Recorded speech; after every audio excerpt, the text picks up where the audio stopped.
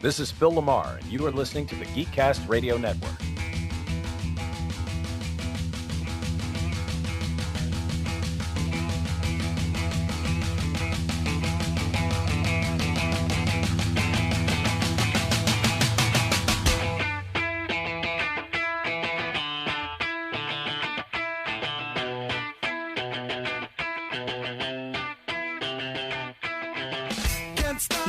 Is finding the right one.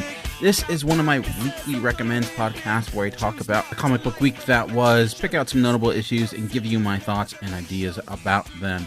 Up front, you should know that I do get into some plot details. I do stay away from major changes, major items that occurred in the book, but if you're someone who likes to know absolutely nothing about a book that you're about to read, look at the show notes and you'll see each comic I'll talk about and a timestamp for each one, so if there's one you want to skip, you have that information for you. I start each week with my recommendation of the week. My recommendation of the week is a little bit different, where I'm not just picking out the best book, but I'm picking out the book that I feel like would be the best starting point or a good comic to read if you're a new reader, old reader, you're looking to start a series, continue a series, what have you.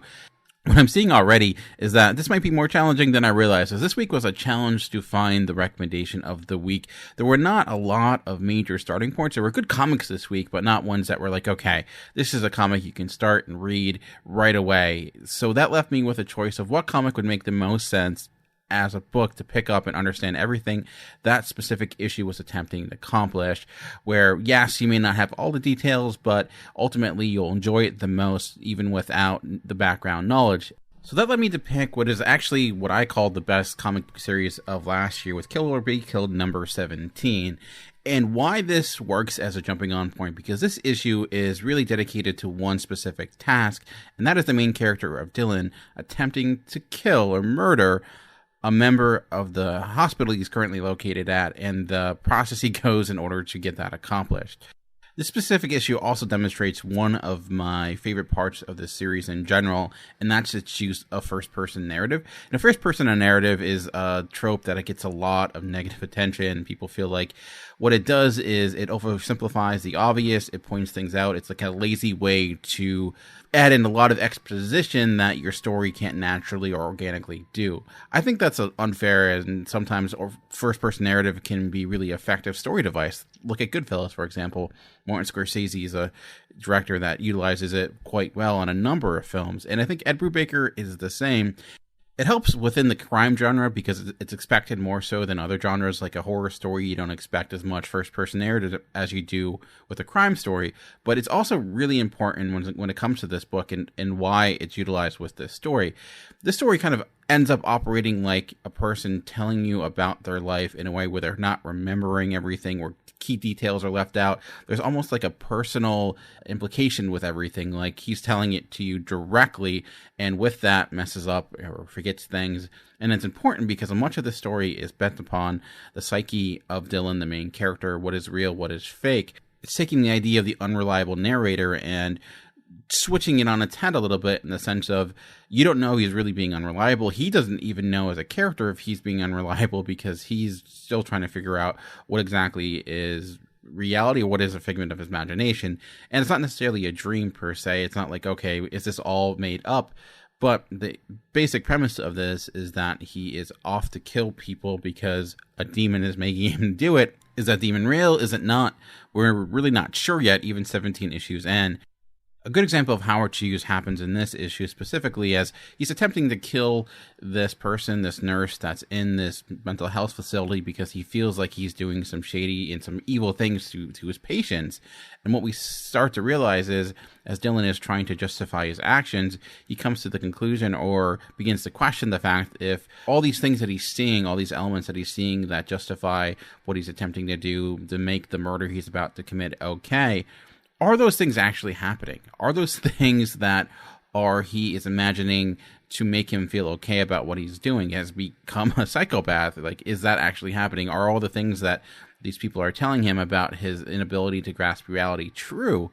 And that adds a lot to this story, because if you think about it, it's like the Punisher, and he goes around killing all these supervillains, but finding out at the end of the day, those people he thought were supervillains weren't. It was his mind playing tricks on him, and he was justifying his actions through his own twisted mind by placing these sins or placing these ideas of these false narratives upon other people, but he didn't realize they were false. It's a complex and intriguing idea that I think adds an additional layer to a book that has many of them, and in the sense of like you're not sure now what's real, like where is he pushing himself, or some of these things that he feels are happening that he used to justify his past killings. It makes you wonder, okay, what exactly is happening here? And it doesn't focus on it too much. It's just a little wrinkle it adds, and then it kind of takes it away and settles things down and says, okay, well, no, there is some sort of reality here. So it gives something to grasp on. So it's not like everything is a dream or everything is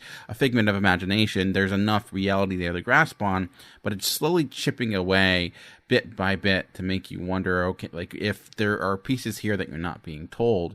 And because it's coming from his perspective, it's even more effective because pieces of dialogue that come off as meta-narrative or breaking the fourth wall may be in fact him speaking to himself at the end, or it makes you realize that these things not making sense adds up because it's coming from his point of view. It's not an omniscient narrator, or you're not looking top down. It's in out in the sense of you're seeing it from his eyes bit by bit. The story is all his. It's an isolated character study within a larger tale. And I think that's really something that it never really pointed to or overly focused on.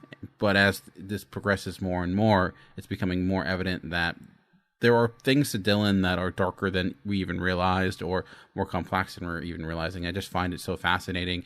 And touch on top of the fact that you have a book that looks into what would it would take to murder someone, and the guilt that would accommodate that, or the satisfaction in a way to bring justice in a world that you feel that is lacking of it. How do you break down as a person? How do you progress as a person? And how naturally he has moved from bit to bit, and how he's so much of a different character from the first issue to now, how from his first kill to this next kill being the cog in the machine he doesn't want to be a part of, now being an active participant and seeking out this type of justice and becoming more of the person that is prolonging and making a personal choice, not one that's out of necessity, but out of desire. He's getting to the point where even if he finds out the demon is 100% not real, the thing that has led him to make all these decisions, can he go back? Is there going back? Has he now got to the point where he enjoys it? He likes the action in a way. He feels good about it. He feels like he's doing good for the first time, having a major impact. Then you add the additional piece that there is someone that is also going around dressed like he used to dress, acting like he used to act, making you wonder, okay, is that a copycat, or what does that person know? There's so much going on in this book bit by bit, but it never feels bogged down or out of focus. It's able to do an issue like this where it'll get ahead of itself, take a step back, and really push everything else aside just to have this one bit of action or this one plot element, but how that plot element seeps into the motivations and the development of the character of Dylan. It's just great comic book writing and great storytelling in general. I know there was some rumors going on that this book was ending soon. I didn't see any official word from Image or anything like that if this was ending. I know Ed Brubaker mentioned in his notes in the back that he felt this series had a chance to go on for some time. So I hope it's not ending, because I've been really liking it. As I've indicated, it was my favorite series of last year, and it continues to up that bar more and more. You know, Sean Phillips and Ed Brubaker can do no wrong in my eyes to the Fade Out Before This that we talked about on the previous episode. So I would say pick up this issue, see if you like it. If it's, it grabs you, the idea is fascinating, you feel like you like the tone of it, the execution, the characters, go back and read issue 1 and really get an idea of where he's come from. I think in a way may make that issue even more interesting, because you're seeing where he was at the beginning compared to where he gets into in this issue. So yeah, there may be some plot elements that are spoiled for you, but ultimately, when it comes to simply like what is good about this story, it only will make it a richer experience. All right, well, let's move over to what I think was the best book of the week overall, and one of the best issues to come out this year thus far, as we're nearing the end of the Death of Mighty Thor storyline with Mighty Thor 705. Death in comics is usually catching a cold. It's a nuance that will stick with you for some time, but usually doesn't have a huge long impact. And in a few weeks, you're probably going to be back to normal. Jason Aaron is making death matter again for a lot of different reasons. The key being what this death means on a character standpoint. Over these last few issues, what he's been focusing on is how Jane Foster has been the victim of a number of different tragedies, how a lot of things have been taken from her really unjustly and unfairly, and that's been the consistent factor to her deciding to be Thor. When you look at why she's being Mighty Thor and why it's leading to her death, she has been riddled with cancer, and becoming Thor causes the chemo to leave her system, and she becomes sicker and sicker. Why was she doing that? I think we're starting to really see as she's ending her final days as Thor, because this is the first time when this is a decision, this is a death that she is choosing for it to happen. She's taking the power back. She is the one making the choice to do what is necessary in order for others to survive. She's coming to the aid of people who don't even respect her or maybe don't even deserve the sacrifice that she's making. But the question is she doing it for them or is she doing it for herself? And I think it's a combination of both.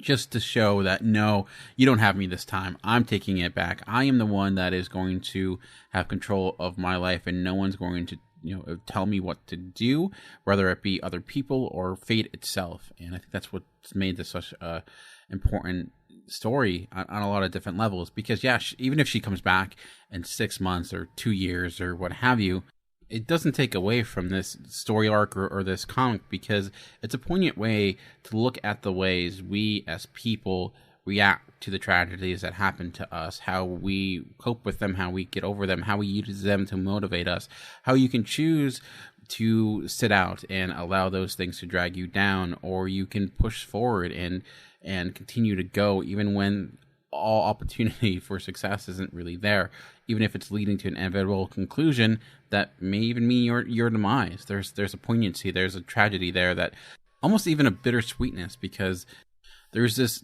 opportunity to find happiness or just feel complete, which is, I think, what many are ultimately seeking. And I don't know, I was moved by this book. It's hard to do that in a comic book, especially in superhero sense, but what Jason Aaron has been melding here, constructing over these last 5 years that he's been in Thor, has been great. And I think the Mighty Thor run, out of all of his chapters of his Thor story, has been by far my favorite, because it's just added a level of humanity in the story of immortal gods that live forever. It's something that you don't always see. I think Walt Simonson did it really well too, by adding in a lot of human characters to stand aside these gods, these Asgardians. And what I think Jason Aaron did was take it to its next logical step, in the sense of now we're taking an actual human being and making them an Asgardian, but still having the downside of being mortal. And what does that mean when you have that power that is ultimate, but also will corrupt you and lead to the inevitable conclusion of your own mortality? I think what we end up seeing is that because of the fact that she has to face death and that she has to face these challenges that others don't, like Thor, like Odin, it makes her a better person. And I think that's saying a lot about who we are as people and universal truths within that. I think that's a very strong thing to say within a Thor book. This idea of rainbow bridges and man gods and dark elves, all within that, we're just getting this strong story about humanity and overcoming tragedy. And that's, I think, brilliant in a lot of ways. So I respect what Jason Aaron's doing. I'm curious where this is going next, because the question then becomes, how does her choice impact others now? How does it impact Thor? How does it impact Odin? How does it impact the other Asgardians? Does it make Thor into another person? Does seeing her bravery make him worthy? Does it inspire him in ways that he's never been inspired before? It opens the door for a lot of questions. It's the end of a story, but the beginning of a brand new one once this leads to its inevitable conclusion. My only concern really is that, can you reach this level again? Can you have this level of stakes without a character that has that consistent fear of death looming over her? With Thor, if he becomes Thor again, which seems inevitable at this point, does it become a little less impactful now because he has to follow up Jane's story? It's pretty clear Jason Aaron's been planning this from the beginning, so I trust that he has something to follow this up with, but he has not made things easy from himself. So if you've not read Mighty Thor, go back to the beginning, really go back to Jason Aaron taking over Thor, God of Thunder a few years ago, and just keep reading. And you may end up becoming a Thor fan even if you don't care about the character. I think if anyone's going to make you get into this character, it's Jason Aaron. All right, well, let's move on to the world of Marvel to another book with Thanos, number 17. And Donny Cates and Jeff Shaw, man, they like to tell some epic level stories. I'll just say that this issue was brutal. And yes, Thanos wins, as this story arc has indicated. And winning is one where he does like to get his hands dirty a little bit. But I just love this story, this alternate future timeline, which I'm a huge fan of in the vein of Days of Future Past, in the vein of Future Imperfect. And like those stories, this has a well-realized world where you're given bits here and there and you think, well, that character could have his own comic line, and Cosmic Ghost Rider is now getting his own line or his own miniseries, and I'm curious to see where that goes, or in this case Silver Surfer or other characters that appear. You know, it's a story that is bottled up within a few issues, but you could legitimately have an ongoing series to cover everything that it touches upon.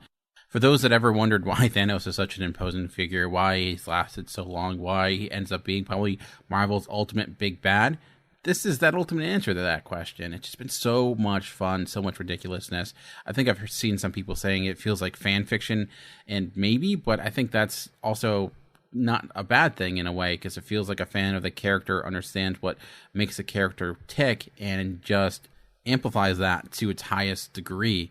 Reading it, you get a lot of that nervous chuckle because of just the ways he's willing to take the story and the things he's willing to do to characters. Like, he holds nothing back. Him and Jeff Shaw hold nothing back. They showcase some really gruesome sequences, but do it in a way that I think is suitable for a Marvel comic. I think he'll be ending the series soon, which I can understand, because I think this is a story that cannot go much more than a few more issues.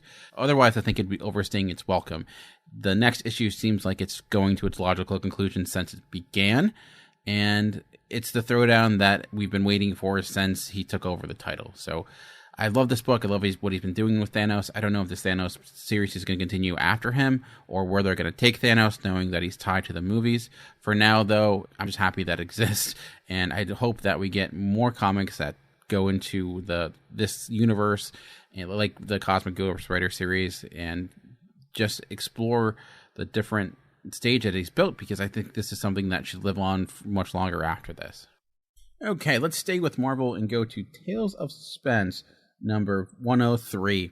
I debated about making this the recommendation of the week because it is a story that is bottlenecked into this one issue, as we get a lot of back history about Black Widow and why she is back. It's not really a spoiler because it's on the cover, and for those that don't know, it's like, Black Widow's back. Where did she go? Well, if you read Secret Empire, she was killed at the end of Secret Empire. So the question becomes how is she alive? Is she alive? Is this Black Widow? Is this another person? And this somewhat answers that. I think the piece that was holding me back from making it the recommendation of the week is that I don't know if I'm in love with the conclusion they made in order to bring Black Widow, or bring this character, I'll just say, back into the fold. Because you have the risk of undermining your own story, because if this is an option, does it eliminate the power of death in a way? And I don't want to give anything away, but as a story choice, it didn't work for me as much as I was hoping. What did really work for me, though, is just outside of that one piece, the way it was constructed and how this character was trying to figure out what was going on was an intriguing tale, especially when you have a gigantic bear hybrid human as part of your tale, part of your comic. I'm inclined to just go with it and enjoy it. It's weird that all these other things are going on and I can't buy as much, but I have no issue with a giant talking bear. I guess it's the world of comics that we live in. The other piece too that I missed was what I loved about this series so far was the interplay between Hawkeye and Winter Soldier. That doesn't really happen here because it's just the focus on Black Widow. It fills in a lot of gaps. It ties a lot of loose ends. Where what this comic was set up with the idea of, is Black Widow alive? Is she? How is she alive? So that was like the main point it was going at, and how it answered that question, I think it was a big piece of how successful this series was going to be. And the answer so far, as I indicated, wasn't exactly what I was hoping for, or didn't have the impact that I was hoping for. And it feels like one of those situations where they're trying to have their cake and eat it too, still have the impact of the last story, but being able to bring the character back in some way without undoing what was previously done. I don't know if that's an editorial choice or what have you, but it simply think could have been better handled. At the same time, the story's not over. So maybe we learn more with issues that come. There is some striking imagery in this book. There's a specific panel of Black Widow, a whole page layout that kind of surrounds her story, gives you really her lifespan in one page, or what happened within one page, which I thought was really effectively done. The Black Widow series done by Chris Samney and Mark Waid a few years ago had a similar concept that worked really well too. So I don't know if that was a callback to that series or not, but I do like just the art in this book. It's a different look. It's not typical Marvel style, but still has similar cartooning.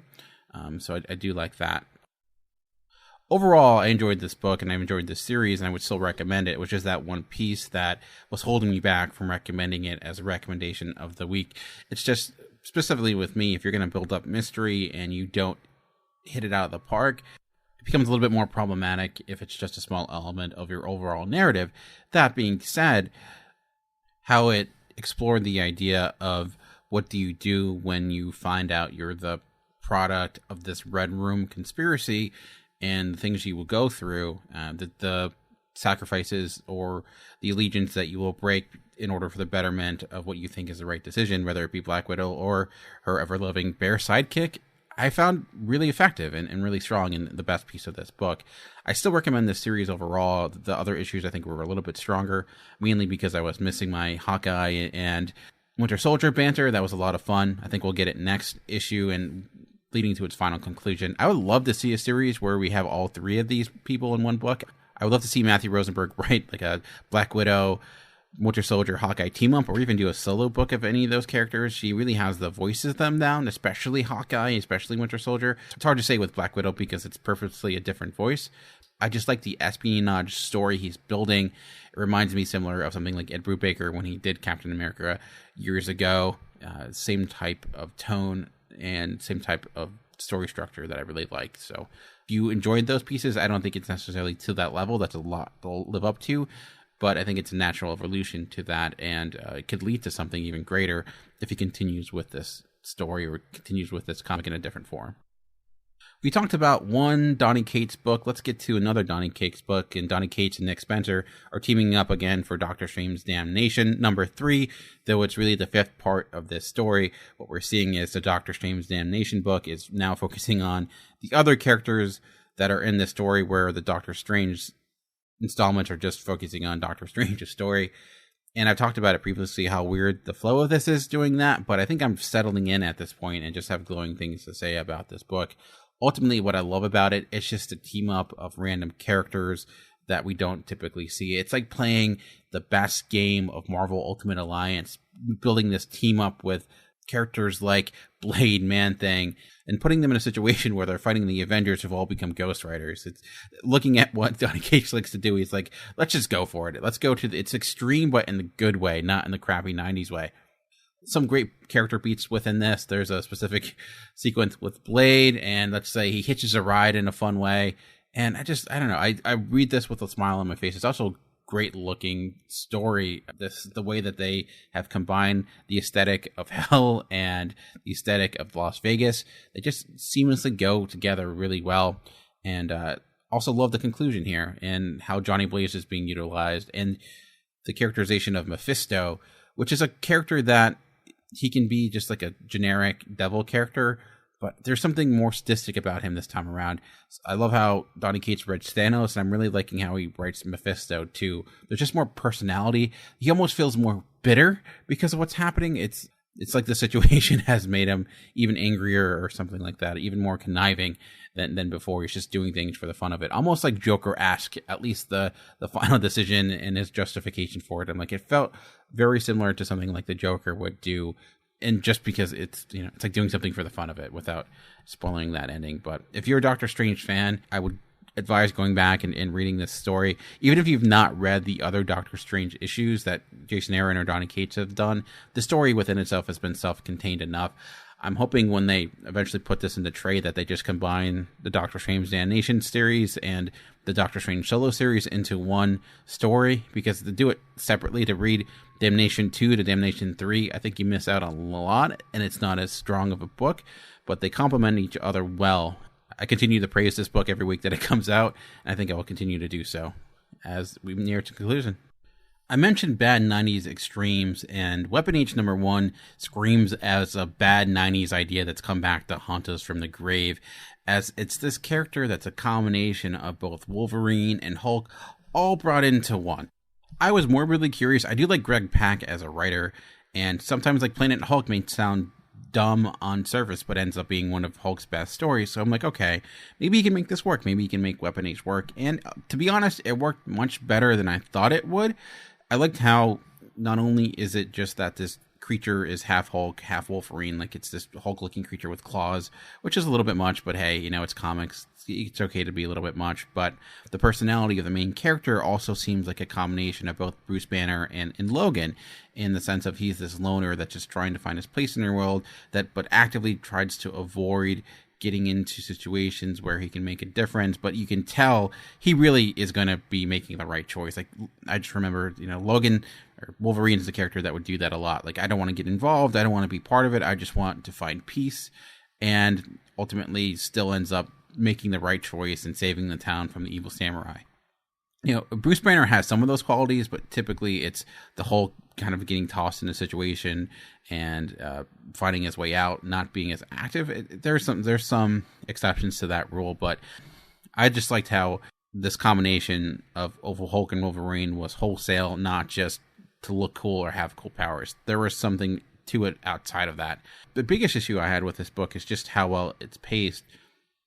Mainly with the ending piece. It comes to what feels like a natural conclusion, and we're ready for the next issue.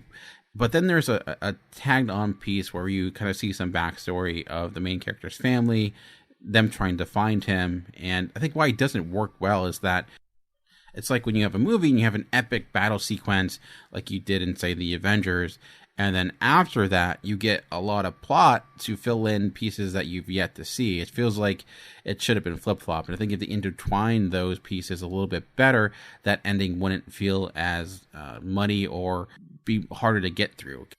It feels like set up after the punchline in a way. That's a problem you can easily solve next issue. So there's enough here, I think, to keep me continuing. It does feel like the Hulk book that we haven't had right now.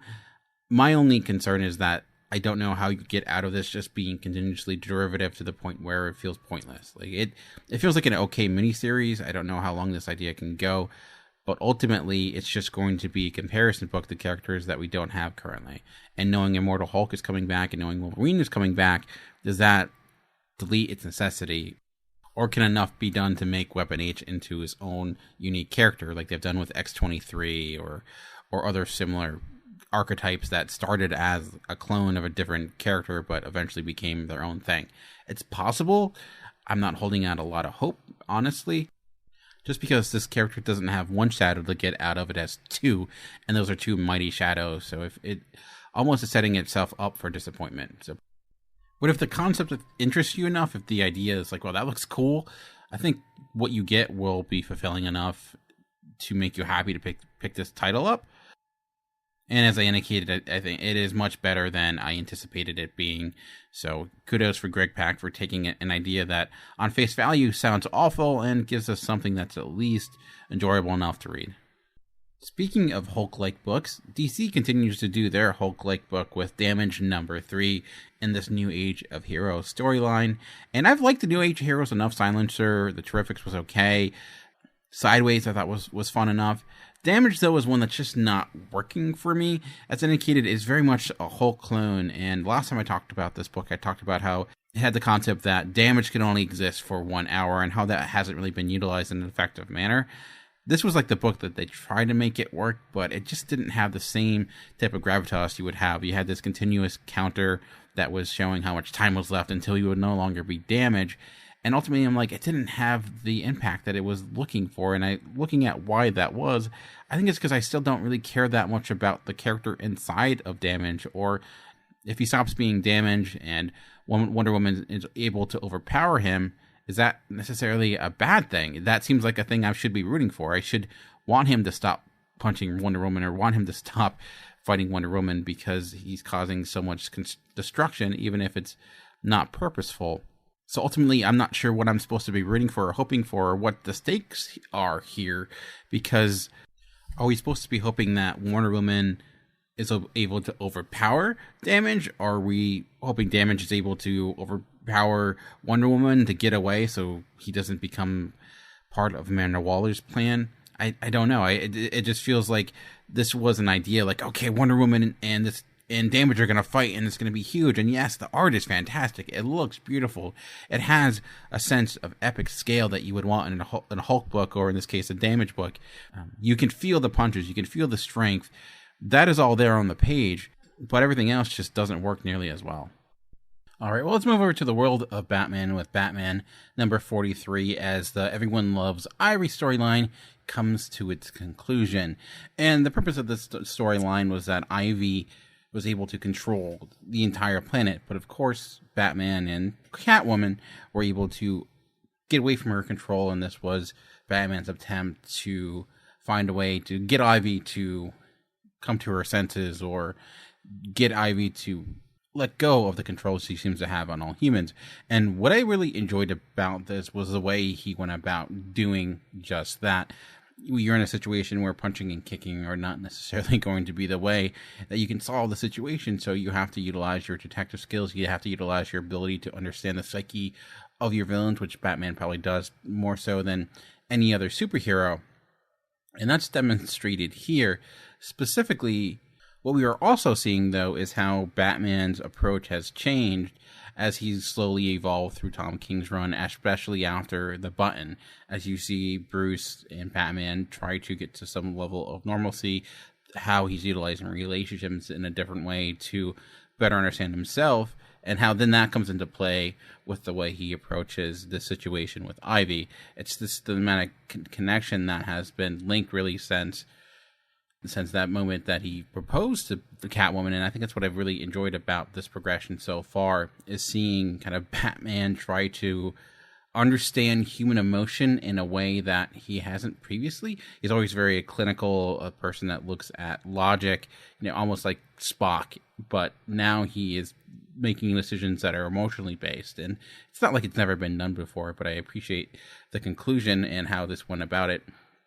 The one flaw I would say with this issue comes at the very end, where there's a piece of the war in Joke and Riddles that is wrapped up to try to bring this all around. And I understand its purpose. I understood what Tom King was trying to go for. And I like the idea that what's driving Ivy is this idea of regretting the decision she previously made, and how it caused her to go down a road that she's not proud of, but then to try to provide some sort of redemption and understanding of what true villainy is, and how it can affect those, and how it separates the heroes from those that are villains. I like that idea, but it doesn't structurally flow in the story as well as I would expect, especially for a Tom King book.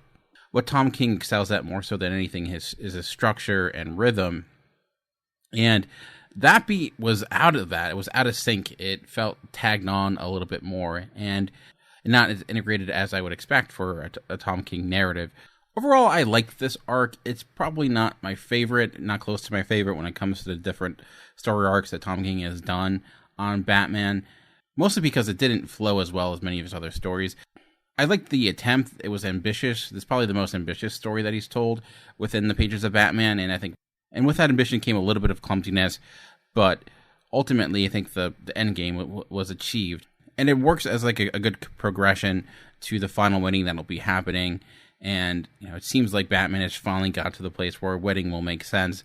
I don't know where that end game will go. Will he be married for a short period of time? Will the marriage actually not happen? We'll see. But I am intrigued. And I never thought I'd be intrigued about a wedding in a comic book before, which is maybe the first time. So there's that. All right, well, let's take a break from the big two and dive in deep to the world of indie comics, starting with Image, specifically Descender number 28 by Jeff Lemire and Dustin Nguyen. And this comic is nearing its end, and this issue dedicated itself, these last two issues, really to giving us a lot of backstory to fill us in to what happened and what exactly the Descender means, where the name comes from. This was a fantastic issue on a lot of different levels. Mostly, when you talk about ambition, as I mentioned before, this may be one of the most ambitious comics out there today, because this is going after the big questions, some of the biggest questions about creation, meaning of life, what drives us, humanity, the mistakes humans will make, punishment. There's so much going on in this book, and we're learning really about this world of Descender and where these giant robots are coming from, where the beginning really lies. Is it with organic life? Is it with mechanic life? Still unclear exactly, but it answers a lot of questions. It clears up a lot regarding the universe of Descender, and of course, it looks absolutely gorgeous, as every Descender book does. But, and I spoke previously of when there is a mystery that is driving your story, and specifically ones that linger in the background over and over again, you are really setting yourself up to a point where you need to answer that mystery in a compelling way to make that weight mean something, make that weight worth it. And Descender has done that exactly, as we learn why the robots so long ago did what they did and the reactions that the humans had. Not necessarily exactly what I expected, but in a good way, and how it kind of showcases just how humans just seem to always mess things up. And we get stories like this where you have humans versus technology, humans versus machines, and humans are always the good guy. It's always that, we build these creations, we build these machines, and eventually they learn to become sentient and take over, and suddenly now they're the ones in control. And what I liked about this is how it kind of took that idea and reversed it slightly, and makes you wonder, like, what if it was the other way around? Looked at it from more of the machine point of view, and certainly looked at why humans are, in their nature, kind of their own worst enemies, as well as the worst enemies of others, and how we tend to take gifts and misuse them for our own personal gain. But I've really liked this book. It's nearing its conclusion. It's going to be a sad day when the Descender is no longer out on the shelves, but it's also good to see a story like this come to its natural conclusion. Highly recommend picking up this series. This is not an issue you want to pick up off the shelves if you've never read Descender before, because it directly ties to everything that the narrative was building up towards, so it would really be ruining it for yourself. But if you're a person that was looking for a good science fiction comic that is not necessarily about dystopian future, that takes similar ideas, I tend to always think of the movie AI from Steven Spielberg and Stanley Kubrick, not necessarily in the sense of it's going for the same ideas, but tonally they feel very similar in their execution, and highly recommend this book. Let's move over to another title with The Further Adventures of Nick Wilson, number 3. And the premise of this book is that Nick Wilson was a normal guy, but then became a superhero with Superman-like powers, then lost them, and now he's just your normal everyday schlub with a few job prospects. It's kind of almost in a midlife crisis with no real direction, and is really trying to find himself as he's no longer the hero he once was. He actually even met up with his previous arch enemy to get a job, and they have this weird alliance in order to benefit each other by building this museum that is dedicated to their own life histories. It's an odd dynamic, but you see his arch nemesis and his arch nemesis old sidekick and his arch nemesis son. They have this really intriguing back and forth with one another. But this specific issue, the reason I brought it up is because Nick Wilson goes to his 10-year high school reunion, which seems a little bit tropey, but it actually find it fascinating. If you read the author's note in the back, he specifically talks about that, and he indicates that as a TV writer, a lot of the old has become new again, and a lot of the common has become unique, in the sense of there used to be certain trope storylines that each sitcom, each TV show would always do and always regret, and writers would hate doing it, but the audience would expect it, so they would come. Things like the high school reunion episode, things like the talent show, the having 2 dates to the prom, like different ideas that we tend to see in a lot of different sitcoms. If you go back, like every sitcom had that type of episode once or twice within their run, and like different writers would approach it in their own way, but ultimately it's still somewhat formulaic. In today's world, though, and the TV landscape, so many have gotten away from it.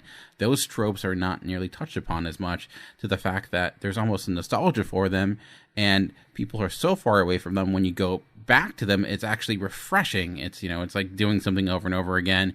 But once you stop doing it and you move away from it, you miss it in a way. And now doing an issue like this, where you're having the 10-year high school reunion, you can do it and not be burdened by the trope that you're borrowing from. But in some ways, the familiarity of the story that you're telling makes you relate to it more. It's odd in that execution, but I like the idea of him going back to high school reunion. There's some good interaction between him and his past classmates, and a lot of running gags, a lot of like 9-panel grids of specific one-shots of talking to different people, very documentary-esque in that way. And Nick Wilson just comes off as a very human character. And there's this great ending beat where he's having a conversation with his old high school girlfriend in a diner, and their back and forth just feels so natural. There's so much chemistry there. And I think it gets back to what the book is trying to do, going back and meeting with someone that you once knew, in this case, an actual person, or in this case, when it comes to the narrative being told, getting back to a type of story that we've seen in the past but haven't seen in quite some time. So I just like how it ties into that in the sense of the character piece as well as the actual theme of the book. And I would highly recommend reading the letter in the back. I know people tend to skip it, but there's a lot of good information there just about the current state of media in the sense of television or movies, and how the current landscape of television, movies, comics are so different, and there's so much freedom, but the drawbacks or the impact that can have on audiences. It was a perspective that I really haven't seen before and wasn't really expecting to see at the end of the comic. Usually just think of letter pages or something like that, but ended up being rather informational and really key to understanding what they were doing in this issue. All right, well, let's take a look at Kick-Ass number 2 as this Kick-Ass saga continues. This is a new Kick-Ass for those who have not read this series.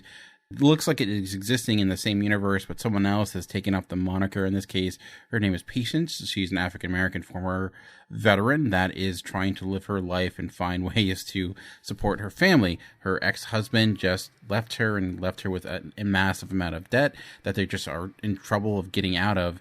And it seems like the only way is to utilize the skills she gained as a soldier by robbing drug dealers in inconspicuous ways, almost like a modern-day Robin Hood. With that, though, what she's also seeing is that even though she doesn't intend to be a hero or superhero, though she's dressing like one, she's slowly realizing that she feels the need to. A certain situation comes up where you have this young boy she continues to run into, and she learns about his story and the trauma he's undergoing, and is debating about doing something about it or just minding her own business. And the back and forth that ensues. What we're seeing here is that she's a very caring individual, and she wants to support her family, but also doesn't want to stretch herself too thin and put herself in a situation where she can't control or, get involved with something she shouldn't be involved in. So it's a very different idea than the previous Kick-Ass, where you had a teenager who just wanted to be a hero, who wanted to get involved, who actually was really much the opposite of that. So I do like this idea of what they're doing here. It's at least taking something like Kick-Ass and trying to do it differently. And so far, this has been okay. Like, if this wasn't called Kick-Ass, I don't know if this is a book people would pay that much attention towards. It's just doing a lot of things that we've seen before and not executing in a way that is all that superb. I do like John Romita Jr.'s art. His style is that does not always work with everyone, but one thing he does excel at is violence and brutality. I mentioned that when he does draw Silencer. That's the same here. Just the way he can depict carnage is really effective, and when you have a book like Kick-Ass, like seeing the damage on people's faces, it's where he is like best utilized. I mean, he's a person who's done Punisher, he's a person who's done Wolverine, but the thing with Kick-Ass, having like an R-rated or mature-rated title, he can really dig deep in that even more. So, but I know for some people, no matter what he's doing, they just can't stand his style. It's very blocky, and it doesn't have a very realistic look to it, and for some people, that's just something that will detract way too much from them enjoying it. But if you're someone like myself that can like it, or even if you're a person who can at least just go with it as much as you can, I think this is an okay story, okay reimagining of the same Kick-Ass. I do like that it's not just trying to rehash what's already been done, or even try to just take Kick-Ass story and make it a different character. This really has nothing in relation to the original Kick-Ass story outside of the fact that she wears the costume. So I do like the fact that they're like expanding the universe a little bit and how it corresponds with Hit Girl. I don't know if they're going to eventually join up into to a joint series or to a joint storyline at all, but I would like to see her interact with Hit Girl because I think it would be a different type of relationship than that of Kick-Ass, where she's just as capable of Hit Girl, but coming from it from a different perspective, where she has a family, she has a daughter. I could see her seeing Hit Girl as a pseudo-daughter in a way, too. So there's a lot of avenues there to explore that they really haven't gotten to yet. We'll see if they do. But if you're a fan of the previous Kick-Ass stories, I think you'll enjoy this one enough if you're open to this different interpretation. All right, well, let's get away from the world of Image and get into Valiant, first with Ninja K number 5. And yes, Ninja K, not Ninjak. What this series has done is reimagine the Ninja K or Ninjak series. Ninjak has always had ties to Bond. He's always been like James Bond, but with karate powers. Now they're even like expanding that further, where similar to 007, where there's 006, 7, 8, 9. Same thing here, where there was a Ninja A, Ninja B, TEF, and now K. And what the storyline has been seeing is a lot of those patched ninjas have been killed or murdered for different reasons. And here he's partying up with a previous ninja, and it's been a lot of fun. I love the best part of this book is the ending, where he has to go toe-to-toe with another ninja, and just the way they have to try to overcome one another and the different methods he uses to fight off someone who's just as capable of him is a lot of great. It's like Batman fighting Batman. It's everything you'd want to see in a cool ninja story, and I like the story overall. It's been enjoyable, expanding upon the lore of Ninja K, giving him more of a history. Reminds me of something like that was done with Iron Fist back with Brubaker's run, adding in more history to the character, making his moniker like this continuous crown that is worn throughout generations. It's like the same idea here, and I think that, again, it opens the door for future miniseries to do more throwbacks to other ninjas, and like a Ninja K during or Ninja B during World War II or World War I. I think that'll be a lot of fun to see moving forward. Ultimately, I think this is probably one of the most reader-friendly series Valiant has right now. If you've never read another Valiant book, this has been a really self-contained series so far, so I think it's a good one to jump into. And because it's reinventing a lot of things, the history that it's getting into is just as new for the character as it is for the reader. So, sticking in Valiant and getting over to Quantum and Woody number 4, and man, I love this book. It's been so much fun. In this issue, Woody is about to meet his biological father, and I bring this issue up really for one specific panel, and it's that meeting between him and his father, and it's just so greatly put together. What I love about this book a lot is the panel layouts that were been designed. Last issue had this great one where they did a montage utilizing panels that looked like photographs. Here, where Quantum meets his dad, there's this page layout that is just brilliant. It's blocked with 5x3 panels, and the first set of 3 panels is from a down-up perspective, where we see the distance between Woody and his dad. Then it closes in on Woody's face, and then it goes back to that perspective with the dad in the middle, and finally the end conclusion of that, which was rather effective. It was a good rhythm breakup and a good way to utilize that meeting and make it effective, showing the distance between those characters, but then using that with a great comedic bit at the end. So I like picking up a book and seeing an artist play with the format of comics and trying to take the ideas of how to use panels and how to design his page and not just make things that look cool, but present it in an interesting way that tells the story, that informs the story, that gives you character moments. And this was an example of that, because not only does it look unique, it really provides an insight to these characters and also can be funny. A book like Quantum and Woody that has a lot of comedy, has a lot of gags, has a lot of meta humor, sometimes the craft can be messed because you're just focusing on the funny stuff, which is a big part of why this book is enjoyable and a lot of fun. But I love that they don't forget that you can find comedy in more ways than funny dialogue or gags. You can use the format, you can use the art of a comic to make your book better and make it funnier. So I don't think I've really seen something that's quite like this before. So I highly recommend this series as well.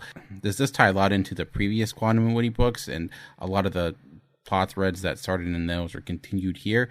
Not to the point where I think if you didn't read those, you wouldn't understand them or confuse them. But if you're a completionist who needs to know every bit of every detail, might be a little bit much, might be a little bit hard to follow.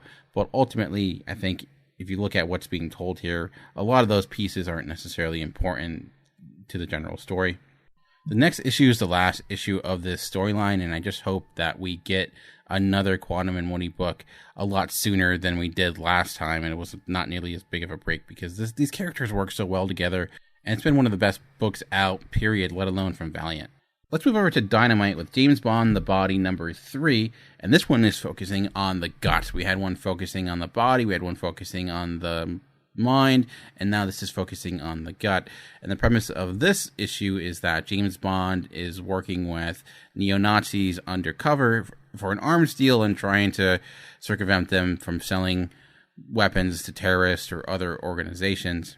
Overall, I continue to like this book. I like this idea that Alex Cott came up with, showcasing the different elements of James Bond. It is somewhat of a gimmick, but it's been really effective. This issue was good, but it's probably the weakest of them so far, mainly because of one specific moment that's really stood out like a sore thumb. There's a sequence in which James Bond gives this long diatribe about some of these people. Of course, they're Nazis, so you can take a guess of what it's relating towards.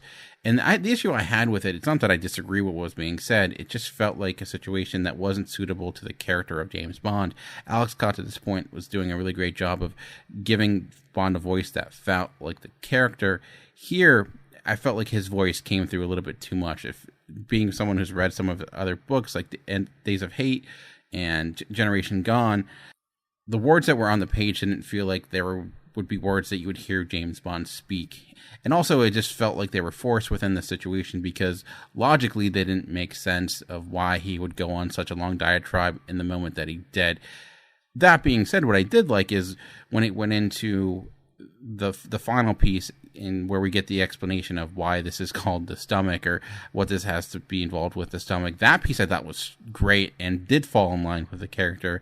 It was just this one specific bit, this one conversation he was having that was, one, way too overwritten, and two, like forced in there. Like it felt like the entire premise, this entire issue, this idea was built just to support that one piece. Like, okay, I want to say this, I have something to say, so let me find a way to build a story around it just to put this conversation up on a pedestal by putting those words in the mouth of James Bond. So, and it's surprising because he seems to understand the character of James Bond so well, takes apart all the different pieces that make him into who he is, which is why I can still recommend this issue and definitely recommend the series for anyone who is a major James Bond fan.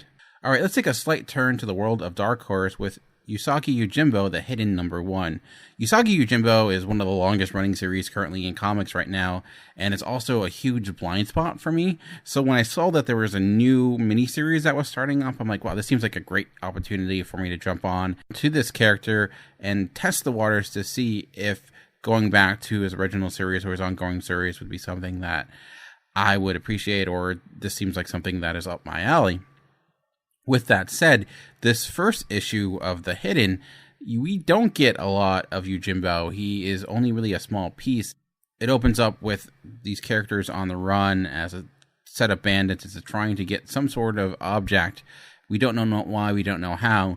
But really the one piece that really stood out to me is that there is this bit where Usagi Yojimbo has to step on a cross, and he's not really understanding what the purpose of this is.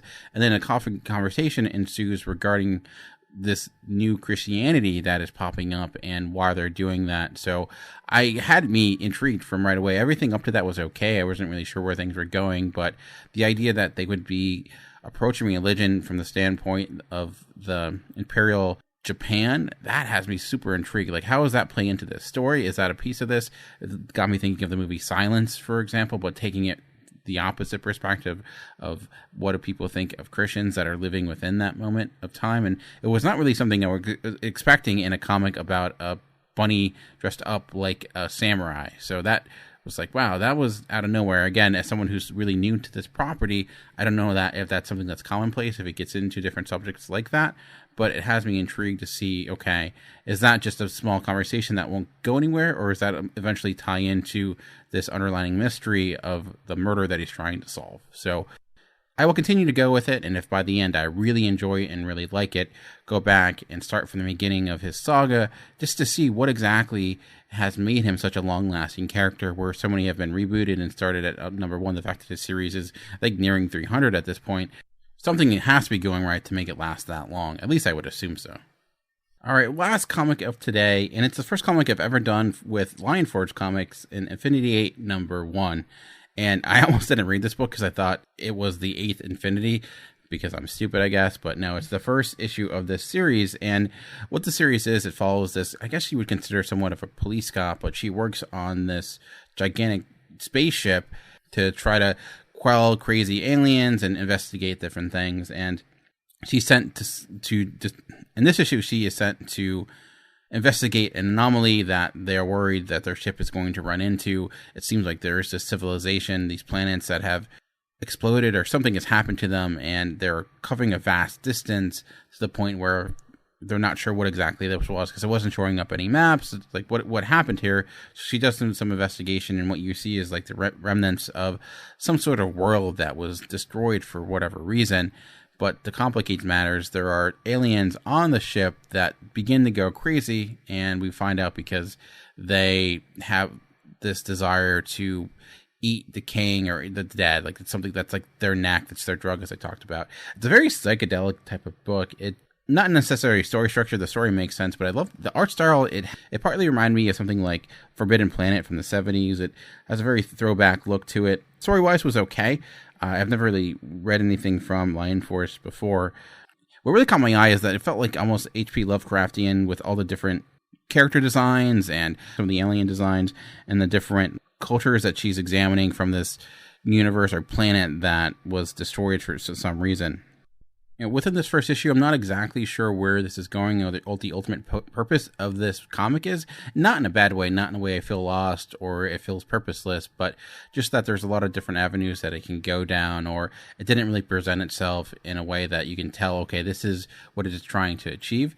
The one thing is there wasn't a lot of great characterization. The main character of Yokio doesn't have much to do in the sense of giving you an idea of who she is as a person, just kind of interacting with things. There's not a lot of character moments, but the universe and the world that it was building has a lot that caught my eye, and the uniqueness in the character design in the world just makes me walk away from thinking, okay, there's something here. This is fun. I would want to see this more. I want to go with this more. There are pieces here that could pull off and become something special. It could go off the rails and be awful and pointless, but for first issue, if your overall goal is to build intrigue, it did just that. And hopefully it follows through with the promise that it's built up in this first issue. But that will bring us to the end of this week's episode. A lot to talk about in the world of comics. And if you want to interact with the show, there's a lot of different ways to do that. You can email me at movierevolt@geekcastradio.com. I'm also on Twitter at movierevolt. The show is on Facebook and Instagram. Just search Comic Concierge Podcast. In addition to that, you can go to the website at geekcastradio.com, leave a comment on the episode post, and I'll interact with you there as well. And if you're liking the show, you're enjoying it so far, go to iTunes, give us a rating, subscribe, tell your friends, family, whoever, people at the comic shop, whatever you may do. If there's a book series you want me to talk about, anything you would think that I would enjoy that I have not mentioned on the show, or if you disagree or agree with my takes, again, a lot of ways to contact with us. Recently, I talked with Greg Beppler regarding the Black Hammer series. Later this week, we'll actually continue that conversation as we get into Black Hammer Volume 2. Coming up on the show, I'll also be speaking with DJ Valentine of the Simplistic Reviews podcast on Gotham Central, and other things in the works that I'm really excited about. But thanks for everyone that has supported the show so far, and always remember that comics are for everyone. The key is finding the right one. Thanks for listening, and we'll see you next time. Trains are hard to be part of the wave, can't stop. Come and tell me when it's time to